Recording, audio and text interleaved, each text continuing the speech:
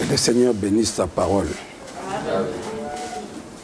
Simon-Pierre répondit, tu es le Christ, le Fils du Dieu vivant. Jésus, reprenant la parole, lui dit, tu es heureux, Simon, fils de Jonas, car ce ne sont pas la chair et le sang qui t'ont révélé cela, mais c'est mon Père qui est dans les cieux. Matthieu chapitre 16, versets 16 à 17. Matthieu chapitre 16, versets 16 à 17. Oui, bien aimé dans le Seigneur, le Tobet ma solo à révélation et inspiration. Le nom de Jésus est à Komboya et à révélation. Il y a une version de Matthieu 16, 16 à 17. Nzambe a révélé Pierre qui est Jésus. Tu es le Christ, le Fils de Dieu. Quoi des années, révélation. Révélation, c'est-à-dire dévoilement.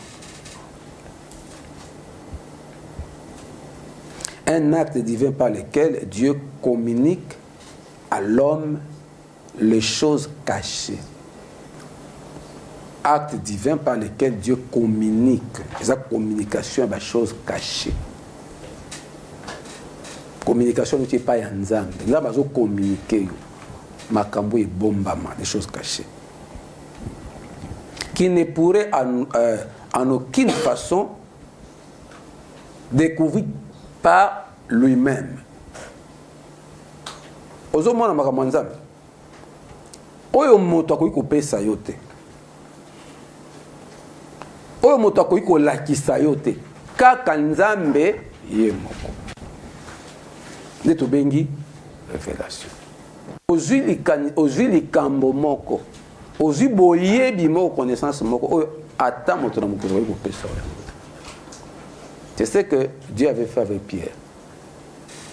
Il soit tout bango mais bato bazolo banazana.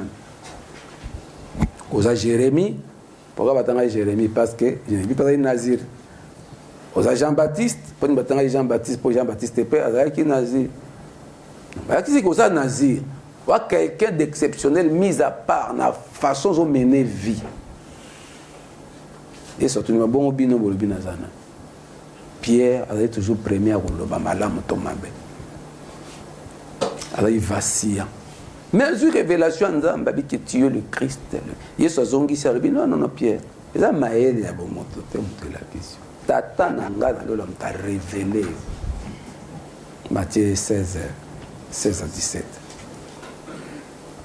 Tata comment est Yesu reconnaître que Jésus est fils de l'homme, d'être autre chose wana lo na autre résumé. Reconnaître que Jésus est fils, donc Jésus, Christ de Nazareth, au côté de la dimension, nous avons expliqué bino, et ça c'est révélation. Nous avons kaka mutakoyi kolakisa makambo oyo. Et on te benya onini révélation. Makambo mutakoyi kolobana out. Jésus-Christ est Seigneur. Amen. Il y a un monde qui a été kaza Messie. Mais parce qu'ils n'ont pas reçu la révélation. Nzambe a la kisi bango yangote. Nzamba dévoilement. Dévoilement, c'est couvert na ténèbres, balongoli couvert pour homo na ndengeza. Ba intellectuel est belé. Il ne croit pas en Jésus comme fils de l'homme. Il ne croit pas en Jésus. Même la religion. Le pasteur, le prophète, la combo à Jésus, la richesse, la magie, makambo ebele, parce que dans la révélation, il y a combo, il y a Jésus Christ comme Pierre. Donc, il y a combo à Jésus, kaka ndenge, il y joueur, ba star mokili, ba politicien, ba sala ba combo na mokili. Il y a combo à Jésus bongo. Nathan un livre moko ya bato na science chrétienne balobaka ba mpona moko ba Jésus c'est un être, il y a un livre de sciences occultes. Dans nous lisons de tout. C'est un moto, quelqu'un qui a su maîtriser le corps cosmique. Donc, il y a beaucoup de ça, c'est de l'occultisme. La science occulte, c'est ce qu'ils disent. Bandimi Yesu Kombo Naïki Asalama c'était quelqu'un d'exceptionnel, de grand, c'est lui qui a su maîtriser la loi et la nature. Balobi atambola likona mai ba pesa na passage la Bible multiplié 5 babi yo poko iko sa. Et ate ke Yesu azanzambe to mwana nzambe taza mutu lokola yo poko ko sala. Omoni. On est à occultisme. Donc, bazozwa Yesu lokwa totanga Napoléon banzinga nkuvu bongani fana bakisa na nzinga nkuvu po mingi botanga ete mwati yave ngabo bakisa héros na biso ya bao bakisa ndenge batu batanga na classe bakomba Magellan so kito bakisa oya Diego Kawa yi babi enda mona ya mona mbushir mtalibo so bonkoko babi basa mona ka mbushirte. Au monde de Batanga Jésus, pourquoi les généraux ya kala, basala ba combo, ba ministre, ba président, ba roi, ba Charlemagne, de Batanga kae dans le monde occulte. Pourquoi bazoa révélation? Ils ont l'histoire, mais non pas la révélation. Ma professeur rébellé, à Jésus, autour de Jésus, oui, je connais Jésus, il a fait beaucoup de miracles, il a multiplié 5 fois des poissons. Il paraît qu'il y a tant de gens qui ont sans beaucoup de lobby que les solo ya Jonas, c'est ça mamba lokuta, c'est ça fiction mon compoé. Bah sans lobby que paradis ils existait, et ça enfer peut exister, bah ça la bobo bangi ça ba to ba mener vie à malamu na mokili. Ozomona mamba to baloba. Ba yebi makambo ngo mais il est kili bango. Comment Jonas misia melaye 3 jours na libo. Ils ont mitité. C'est Jésus qui l'a confirmé. Même Jonas, ça l'a 3 jours dans le si même moi dans la moto, donc il parlait de lui, ça l'a 3 jours, ça m'a belé. Jésus est mort, le 3e jour, il est ressuscité. Un des mots d'exemple à Jonas. Mais parce que vous croyez, qu'on dit intellectuel, ça l'a jamais 3 jours dans l'océan. Au moins, dans moto, c'est impossible. Parce qu'ils n'ont pas reçu la révélation. Oh, révélation, dans le voile. Il y a mis sur Bomoto. Au monde, on a mis sur Molim. On comprend la révélation. Donc, le nom de Jésus est la révélation. Le nom de Jésus qui n'est pas expliqué, est la révélation. Et mais Dieu te révèle. Le nom de Jésus, de Nazareth, les Naziriens, est la révélation. Donc, on voit, on peut comprendre ma camboyo. Kaka yende. Na Deutéronome batali sibisokuna 29. Je crois le verset c'est toujours 29. Les choses cachées sont à l'Éternel. Les choses révélées sont à nous et à nos enfants. Nous sommes pas bons marmakan. Après ça la révélation na batonaye. Dans le nom de Jésus-Christ, il y a une révélation. Il y a une dimension, il y a une révélation. Que Jésus était homme, Jésus était fils de Dieu, donc Dieu il est l'homme, Dieu. Et ça, révélation. Pierre. Révélation. Mon Père t'a révélé. Révéler, il va découvrir. Et la découverte. Makambo e bomba maki yo ye koyeba yango. Na lisungi ya nzambe. Découvrir ce qui était couvert. De tout le bien d'un voile. Ba finiki tout le monde a pas dit ça ba surprise a finiki voile tango ye surprise alongole voile pour mona yango na etana yango ça révélation. Psaume 119, verset 130. Psaume 119, verset 130.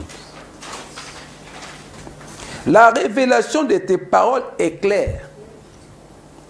Elle donne de l'intelligence au simple. Bible est un livre à révélation. Amen. Il y a un moment où tu es belé, où tu as révélation à la Bible, tu as un livre à la bibliothèque. Les gens sont incapables de lire la Bible. Et tu m'as dit, le Bible qui Bible était en Aouina, la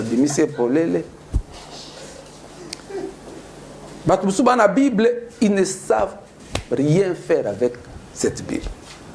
Ils ont des problèmes dans la vie, hors solution, n'y sur la Bible. Mais pourquoi bateau, même tout ça, c'est Bible. Ngamba la liboso na botama na tanga Bible.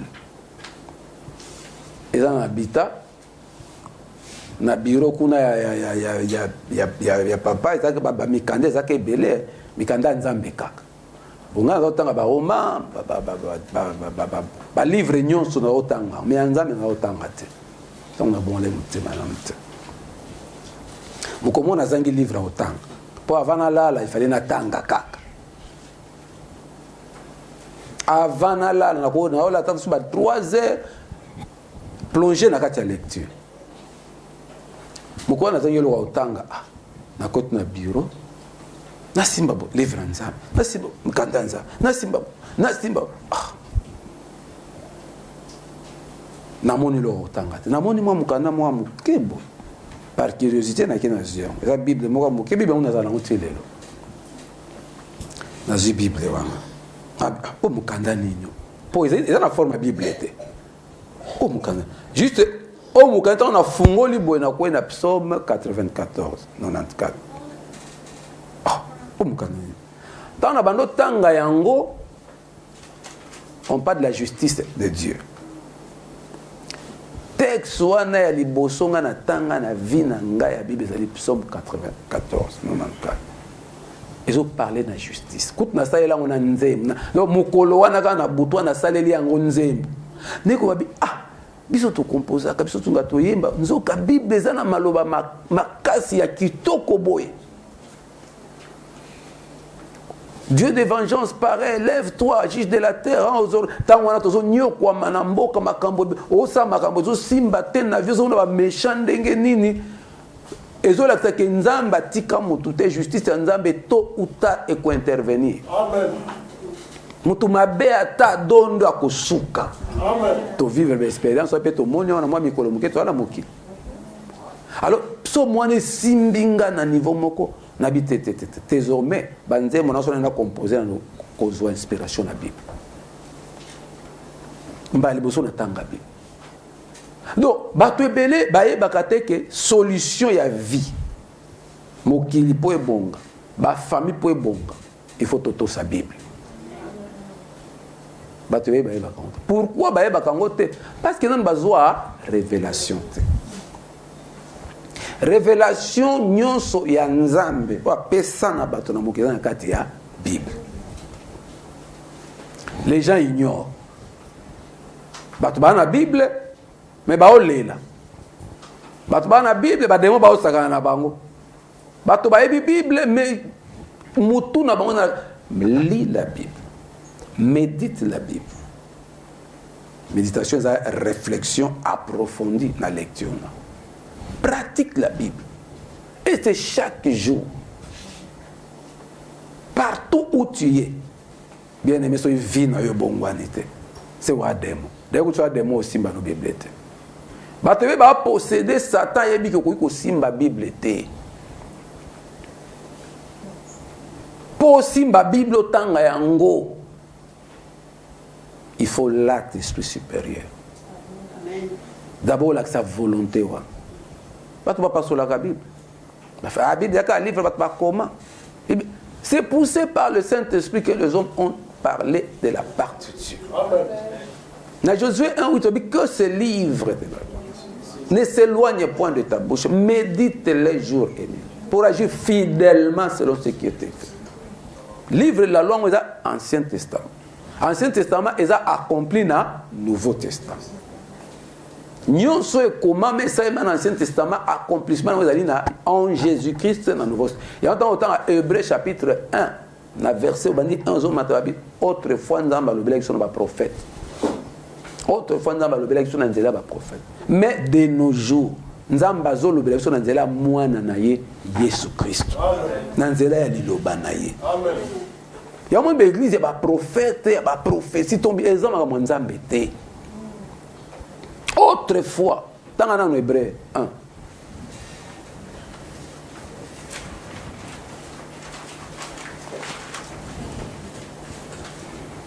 Baebelo, soza la Bible lingala.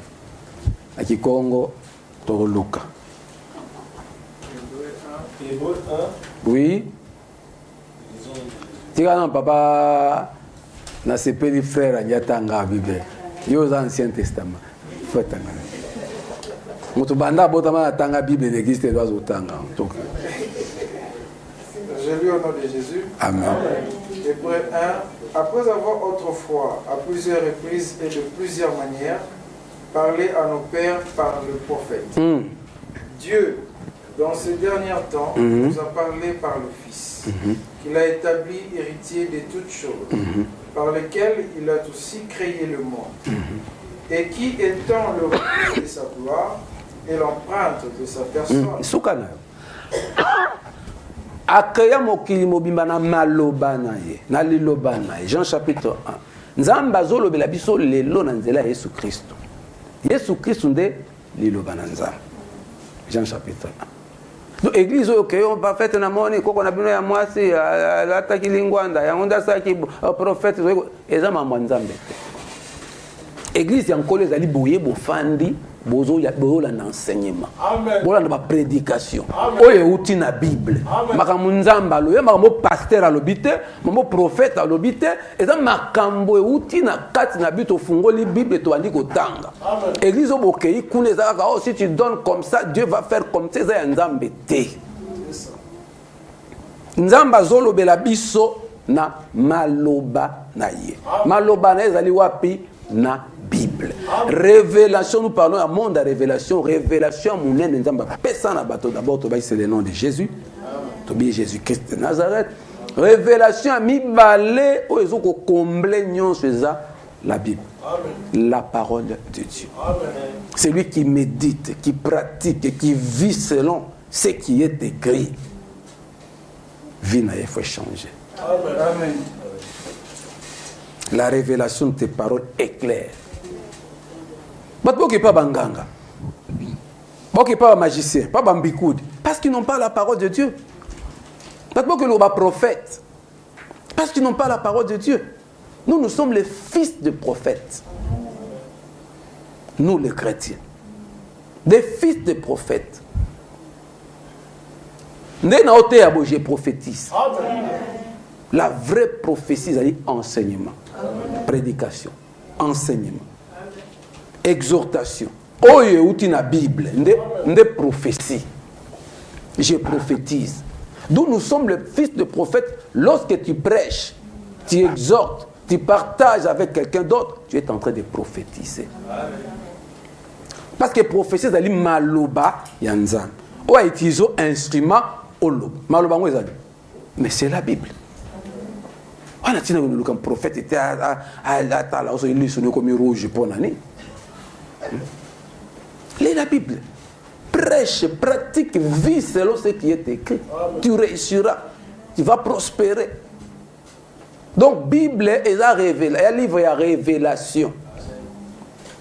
Si vous êtes ignorant, il est pour autant que la Bible était. Pour autant que la Bible était, parce que Bilima Obalata Obakotika jamais autant la Bible.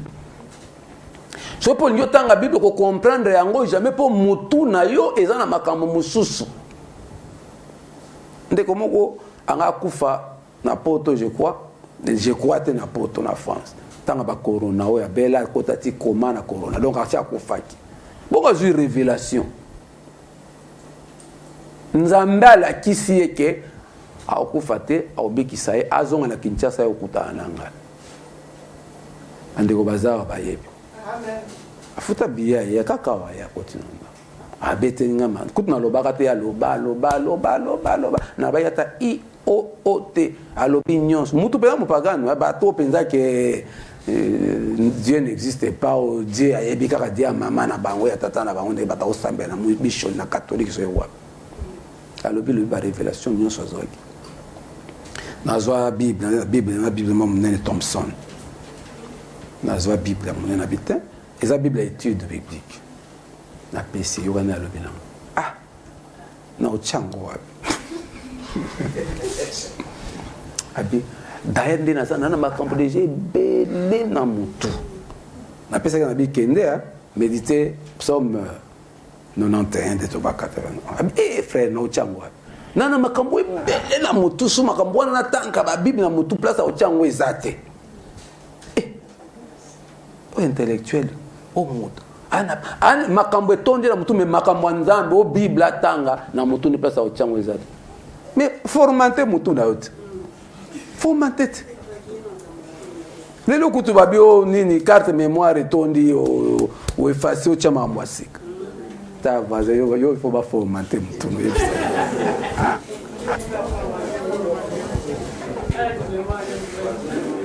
ya formanté mutu nzambe apesa biso disque dur mutu nde disque dur na cerveau eza na capacité moko oyo et mémoire ya mutu eza extraordinaire et se régénérer mémoire ya mutu yango moni so mutu abongwani ya solo aotombe na sous forme amnésie amnésie donc makambo akala donc comme le quoi n'a pas un exemple moi même mutu qui na science occulte si nous voyons que mtasimbi kisi azaka na vie mo bo changer kisi akoma moi liboma avant pour a changer vie bantité ba ekatina aozwa moi liboma au commandeni mo bo ti dans on maîtrise à continuer vie na ba démon mama nzambe peza bon tangu penzo ko tomba kama nzambe asol bato ba mono liboma po nzambe fa formater yo amnésie penza ozoma maladie ba minga ba amnésie au sentir mais spirituel perte de mémoire ya makambo nyoso maboza ki na yango il faut ozala encadrer mémoire asika il faut zwango là où il y a la prière ozoka maloba na nzambe fréquemment nzambe a renouveler baselina ndo mona na bamindele bazwi muto bakena ye pa ba psychologue balandela ye basala ye boye bapesa ye batonga ya boye azana perte de mémoire et pas nzambe ça se fait automatiquement na nzela liloba na nzambe prière soko fandi eska nzambe azo arroser azo renouveler yo Bible est un livre à révélation. Amen. Maloba na nzambe est révélation. Amen. Si tu lis la Bible, tu pratiques la Bible, tu vis avec la Bible, vie na yoko la transformer. Amen. O koma moto asika, na pensée asika. Yo mamda o mela masanga, tanga mpesi pa nzambe. Désir wane longo kat. Pensée wa, goût wane si. Ndaiki na kindumba tanga pa na Kristo désir wane kasi nzamba osala. Amen. Et sala kana nzela lobana. Bato ebele bazo ki pas ba prophète on ba obongwana te. Maloba ya mutu ko bongola yote. Oh notre prophète a dit, oh le prophète a dit. Te ko bongolo te loko ko bongola maloba na nzambe. Amen. Zala consacré, soit révélation, soit Bible, les livres et la révélation pour nous. La révélation de tes promesses est claire. Soit pas promesse yanzambe mela yango, mémoriser yango, tanga yango, proclamer yango. Tobi la révélation à part découvrir et ça peut déclarer. Révélation ça peut déclaration. Nzamba zo déclarer makambo sika pona vina yo peut déclarer en wana monoko na.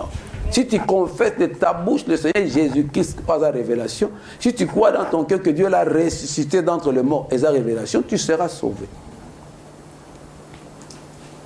Nzamba bi je déclare na bomo ya Wendy nde ba promesse dans la Bible.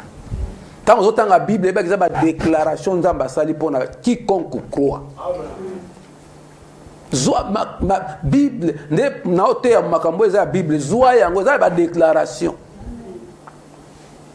Ils imposeront les mains aux malades, les malades seront guéris. C'est une déclaration. Il y a une révélation. Tant que vous pouvez déclarer, vous avez une révélation, mais ta vie sera transformée. Ils chasseront les démons à mon nom. Oui, bien aimé. La révélation est progressive. 2 Corinthiens chapitre 12, verset 7. Paul a la révélation. Nzamba lobela ye. Akutana na nzambe na nzela et Damas. Akutana na Yesu. Actes des apôtres. Chapitre 7. Paul akutana na Yesu. Chapitre 9 plutôt. Paul akutana na Yesu na nzela Damas. Tant qu'on aveugle. Et la révélation. Muto ke ko boma batu ko kanga batu. Nzamba bimeli. Pourquoi me persécutes-tu seul? Qui est habillé? Je suis Jésus. Il y a qui combattre Jésus. Oh, Jésus est un charlatan. Bah, disciple Jésus charlatan. Mais je suis Jésus. Il te serait de régimber contre les aiguillons. À jouer révélation. À Kouta Inanza. Vine Saini. Échanger. Il y a une révélation. Ba prophétie ba lobela yo ba ochanja kate tuna na voisin yo zo ba prophétie boni ya bato yebisa na tuna na voisin ochanja kate mbongwa nezate okutana na nzambe te ozana révélation nzambe te mukolo kwa Paul solo avec assassin meurtrier ok ko détruire le peuple de Dieu a zoa révélation ya kombo ya Yesu kako ya combattant je suis Jésus. C'est lui que tu persécutes. Ah bon, manate. Et alors? Bah, tu veux pas tant qu'on voit ce maintenant, bah bon, manate. Pour l'année, une besoin de révélation. Capo bat basambela, et pas au sambela. Si j'ai eu la prière, il y a semaine, il y a révélation. D'être bien combo à Jésus Christ, paix et à malobanza. Tant que autant la Bible mise beka eko ya kayo. Tant que Anani a eko bon de la pona Paul. Saul comme Paul. A eko déclarer binzamba lobi na ngai. Asambe la pona au mona. Anani a cette déclaration. Ba eka isa yini. Saul a tchaki sous tembete.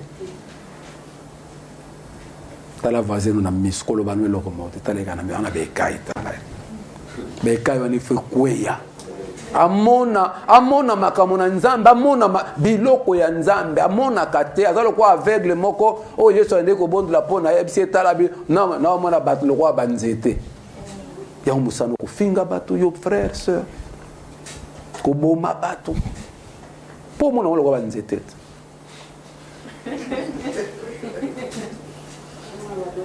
Latuba inaranga bakufa o mwana banzetete mutu penzo za image per semblance tandambe yo bomai wa meurtrier ebisa lo bangana nzetete ebise pa pozo risozo akibota ka ninga fani pembe na ba o mono wa nzete wa mutu oza image yanko za fils de l'homme oza na Yesu Kristo wa solution ya mokili. Mutu azana Yesu aza solution mokili pona ko guérir ko délivrer ko bénir ko salela bato bolam voisin na abo mengo na yo voisine na fa pemé abo mengo na yo a solution ba problème na yo soka azana Christ kati na ye. C'est ça Jésus le fils de l'homme a solution na mokili solution à famille. Oh ya boko na biso yende mwana oyo to pesa pouvoir yende to mwana ko bikisa famille ki ndoki muto ko bikisa famille ka muto ana Yesu Christ yende solution ya famille solution à nation ya église ya peuple ya mokili demande-moi je te donnerai les nations pour héritage les extrémités de la terre pour possession. Psaume 2. Oui, 2 Corinthiens 12 7 tout ce qui est toujours cité. Et pour que je ne sois pas enflé d'orgueil à cause de l'excellence de ces révélations. Excellence et révélation. Plus aux ocos la prière, la jeûne, veiller dans la discipline chrétienne, la méditation, la pratique, la connaissance de l'Obananzam, aux excellence. Mention excellence. Dans la révélation est progressive. Pour la kutana Yesu ya liboso Anania eko biki seko la seki nzamba tindeke pa na yazo isa mamba solo. Plus pour la loki komona nzamba, kokutana nzamba, koyeba makambo na nzamba. Ti amata na 3e ciel. Ake ko excellence ya ba révélation. Il faut tout matin. Aujourd'hui révélation alléluia Yesu lobi en lisant la Bible. Na kobondela, na nyonso timu ko nzamba ko memayo. Na betle no témoignage nzamba memanga ti na isika wana basanto bakende na mona na misu nanga la ville sainte les excellences à révélation moni biloko so au koli na révélation même ko pengo comme problème pona o lingela mokini biso bakabusa mokito cholango poto mona ya nzambe yo lenga kaliboso ya batu olenga kaliboso eloko moto ya kosio akotio pe na science okeli muto ya kosio pe mobali moko ya kosio pa pengwisio otiki nzela nzambe pona libala otiki nzela nzambe pona soki voyage pona nini otiki révélation na yo nzela nzambe ponelo pona bilo wa moki bo ozwa révélation nzambe nanu te tant so zwa moko po a batebele bazwa na MGS batebele bazwa révélation nzambe bo koki Paul a lobby à cause de l'excellence de ces révélation. La révélation, mon côté. En lisant la Bible, on a la limite de la révélation. En priant, la révélation.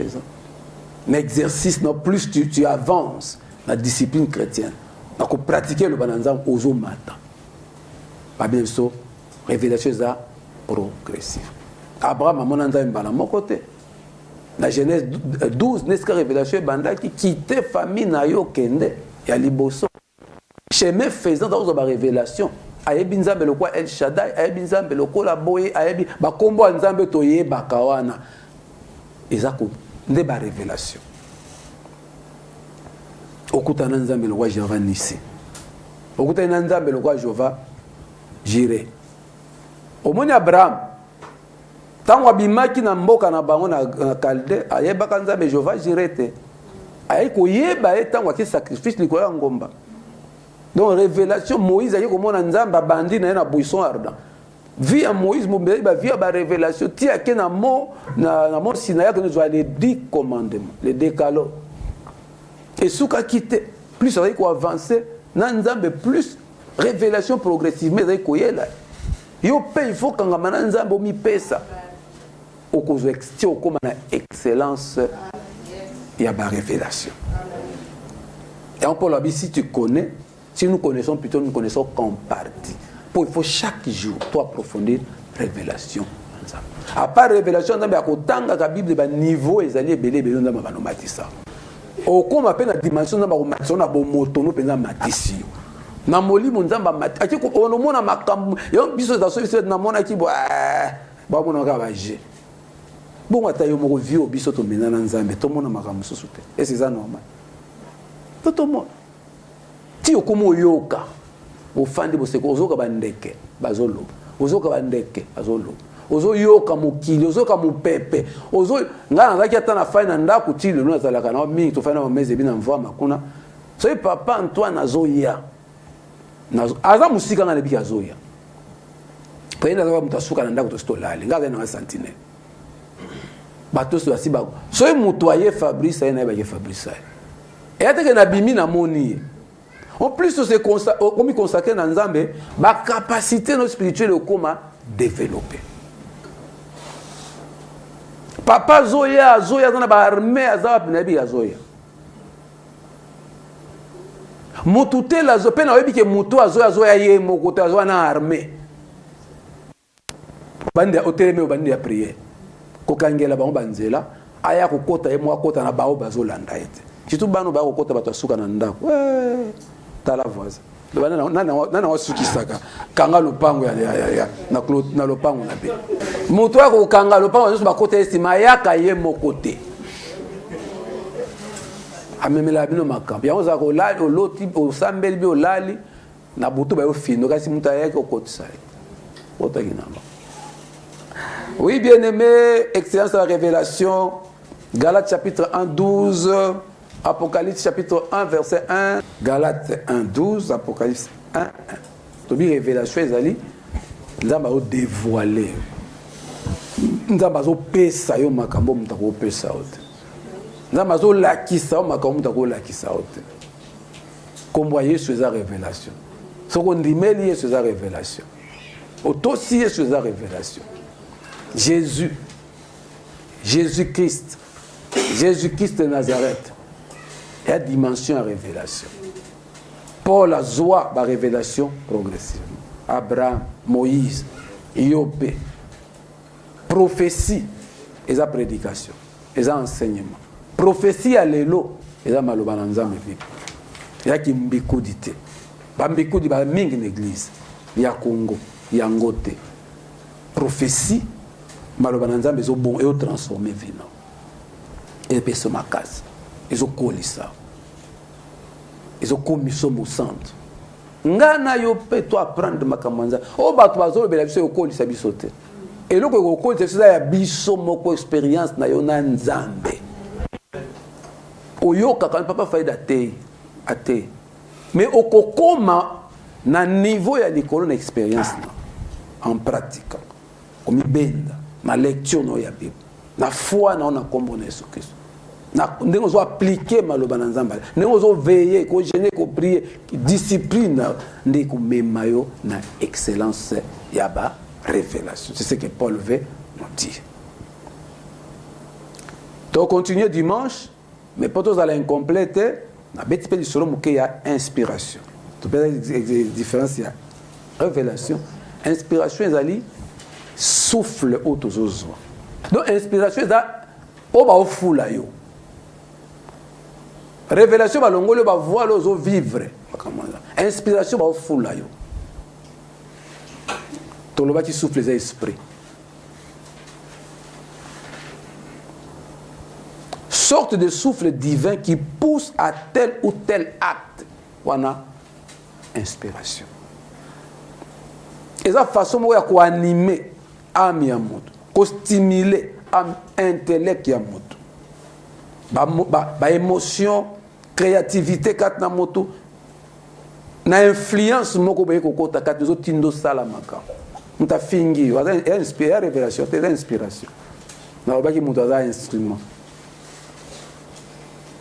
Jacques chapitre 2 4 ne faites-vous pas en vous-même une distinction et ne jugez-vous pas sous l'inspiration des pensées mauvaises. Jacques 2, 4. Tosuka awa, dans ma personne, ma dimanche, à continuer. Keba na ba pensée la ka.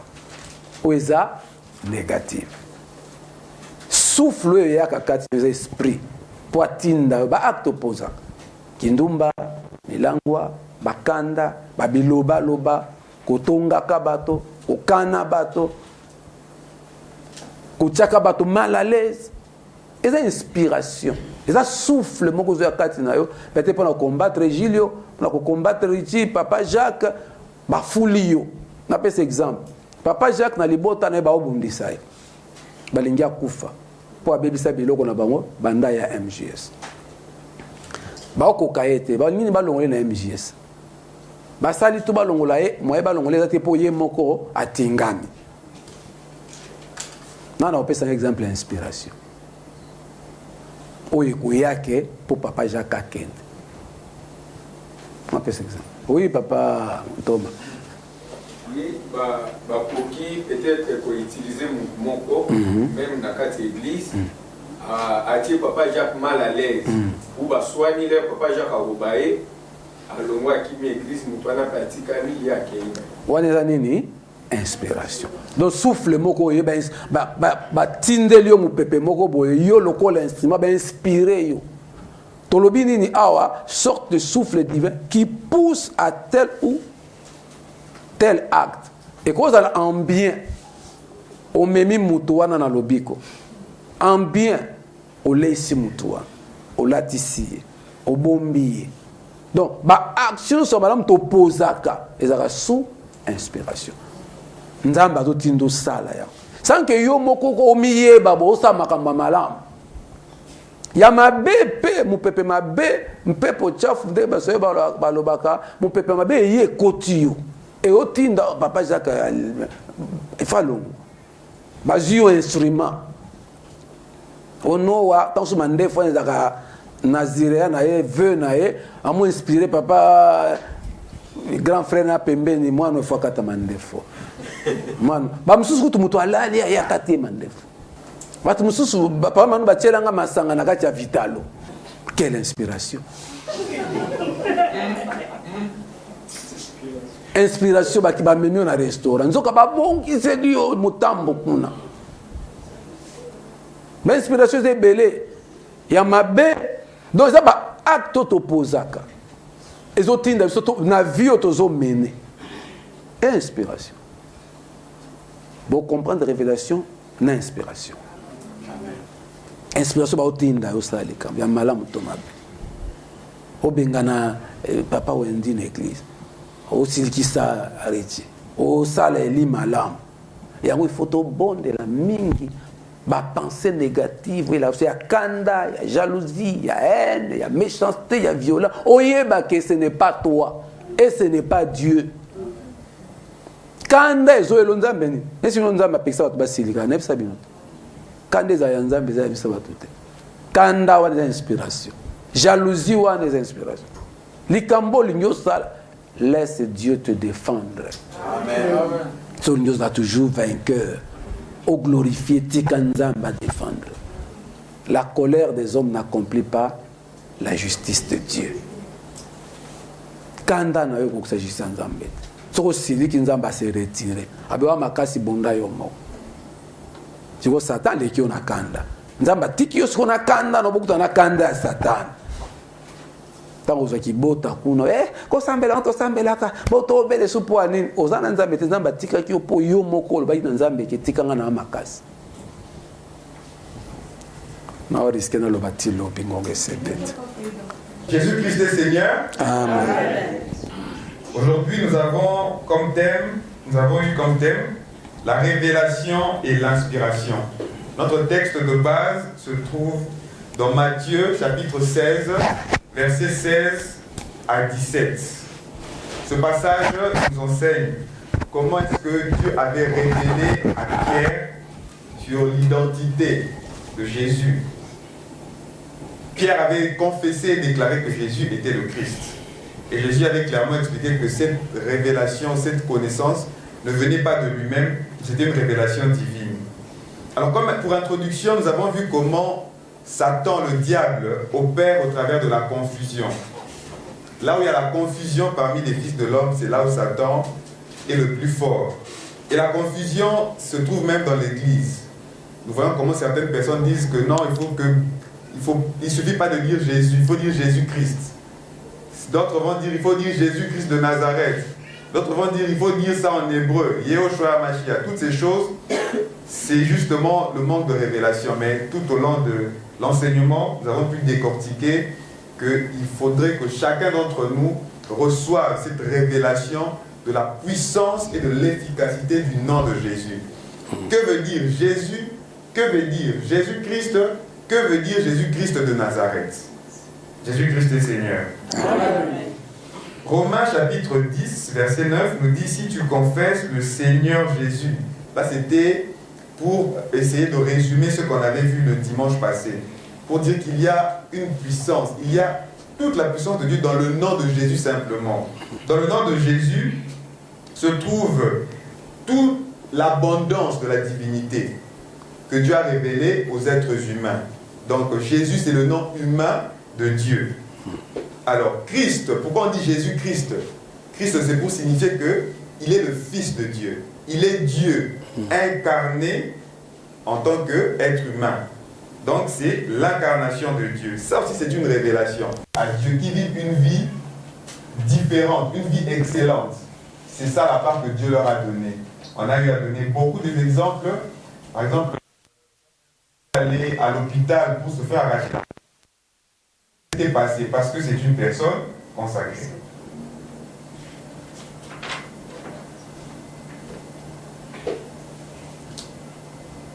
Voilà. Nous avons vu aussi les autres textes que nous avons eu à développer. Aujourd'hui, il y avait Deutéronome chapitre 29, verset 29. Nous avons vu aussi Psaume chapitre 119, verset 130, qui nous parle de la révélation de la parole de Dieu. Donc, la Bible, c'est la parole de Dieu que Dieu a donnée aux êtres humains et qui rend vivre la vie. Dans l'Église, c'est vivre une vie où on écoute Jésus, où on demeure dans la parole de Jésus. Ce n'est pas aller auprès des personnes, écouter ce qu'ils ont à nous dire. Parce que ce qui nous fait grandir, ce n'est pas ce que les gens nous disent, c'est ce que Jésus lui-même nous dit et ce qu'on met en pratique. Donc, il y a la révélation du nom de Jésus et aussi la révélation de la parole de Jésus, qui est la Bible. Nous avons aussi dit que la révélation, c'est une déclaration. Parce que quand Dieu nous révèle quelque chose dans sa parole, nous devons aussi le déclarer. Quand nous le déclarons, nous sommes aussi en train de participer, nous sommes en train d'entrer dans la révélation que Dieu nous a donnée. Saul de Tarse pensait connaître Dieu, persécuter le chrétien.